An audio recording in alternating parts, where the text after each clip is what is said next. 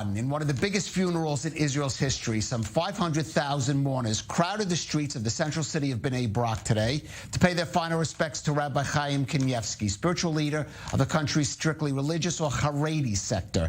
The 94-year-old rabbi was a revered figure in his ultra-Orthodox community, whose rulings on religious, social, and even political matters were viewed as the final word. Our correspondent Pierre Kloschhandler was in Bnei Brak today, reporting on the funeral and the legacy of Rabbi Kanievsky.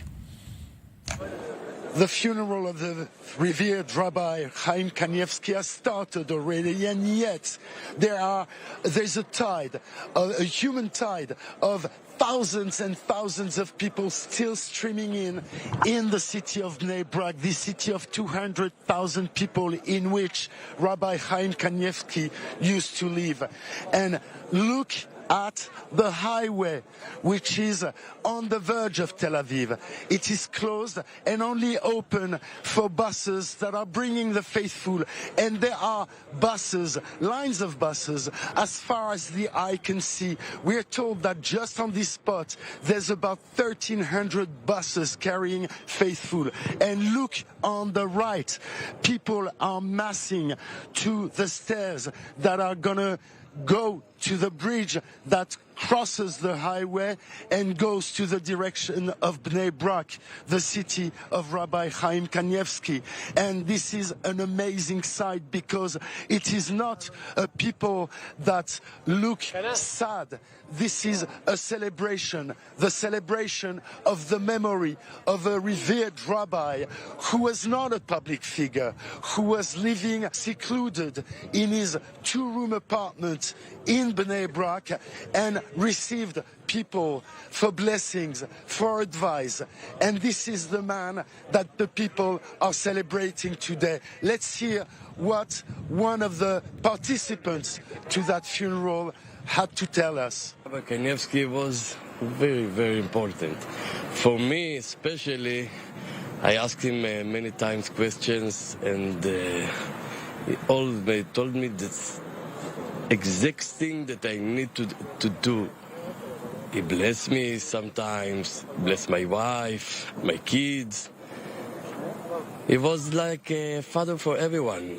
You can go to his home, and he was standing in the front of the house, and everyone that need the bless or advice or something, he was there for you. He was not a politician. He was only a man who lived secluded in his home. He was only receiving people. He was not lecturing. And people are telling us that he was able, with his memory, to read not only the Torah, but also the two books that compose the Talmud, the Mishnah and the Gemara, in 1 year instead of 7 years. And he was finishing that work, that labor, every year at the beginning of the Passover Jewish festival. And in a sense, this power that this man had in himself is what has brought the people who came here on their own initiative. There is no mobilization here. There is absolutely no call to come here. The opposite way around. The police has tried to discourage people to come because, as you can see here, there's plenty of rescue workers who come here because they fear that a disaster, a civilian disaster, the like of the Mount Meron during the Lag BaOmer Jewish festival that happened last year, in which 45 people were stampeded to death, would occur again. And this is why, in spite of the police and the authorities who told the people not to come, they are still streaming here. Let's hear one of the politicians who came to pay tribute to the revered rabbi. His life's mission was to study Torah.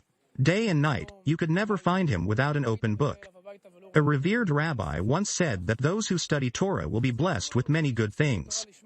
This was his leadership. He loved every Jew for whoever he was. He accepted thousands every day with a smile and with patience. People here are sad but are consoled by having had the honor to know him.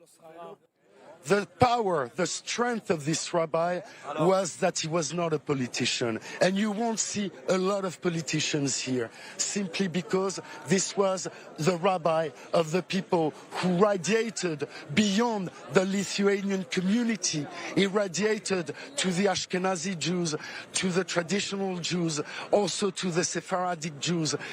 People from all walks of life and from all the corners of the country are coming here to pay respect for the rabbi, to pay respect for the study of the religious book, of the holy book, to pay respect to the strength of a man who could remember how many times the name of Moses, the prophet, was pronounced in the Torah. And he said 97 times, and when somebody tried to correct him and told him, no, it was 99 times, he corrected him and told him the two last words, Moshe, Moses in English, were not the name of the prophet, but had another meaning in Hebrew, in ancient Hebrew. This is Pierre Clochendler, I-24 News, Bnei Brak, Israel.